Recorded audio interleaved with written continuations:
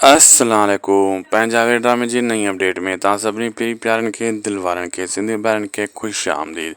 दोस्तों अॼु रिव्यू कंदासीं मेगा सोप सीरियल पंहिंजा वेरी, जंहिंजा अचण वारा एपिसोड ज़बरदस्त थियण वारा आहिनि। जीअं दोस्तों तव्हां ॾिठो हाणे चाकर खान जी बेइज़ती थी आहे। चाकर खान पंहिंजी घरवारी खे ॿुधायो आहे मां ॿी शादी कयां थो, हू बि रोअण लॻी, परेशान थी वई। चाकर खान जी शादी या ॿी थींदी ज़रूरु पर वॾो टाइम लॻंदो इन खे। ऐं होॾां पंहिंजा वेरी में तव्हां ॾिठो त हाणे सांवल बि परेशान आहे। सिक वारो मसइलो हल कीअं कयां, रुंडे वारा बि उनजे कंध में पइजी विया आहिनि, हिक ॿिए खे धमकियूं ॾियनि था। ऐं सभु खां वधीक सांवल जो जेको सौटु आहे शैतान, इहो ई आहे हैदर, हिननि जे करे भड़काए थो। इन जो किरदारु मूंखे सफ़ा न वणियो। इहो टरड़े वारो किरदारु इन खे ॾिनो अथनि, टड़ाटबाज़ी वारो किरदारु आहे।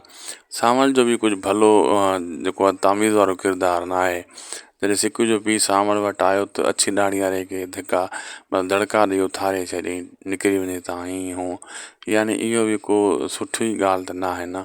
इहो किरदारु बि मूंखे न वणियो सांवल जो। अहिड़ियूं अछी दाड़ी वारो कहिड़ो बि हुजे, दुश्मन बि हुजे, छो न जॾहिं ताक़त तॾहिं थींदो आहे, उन सां इज़त सां ॻाल्हाइबो आहे।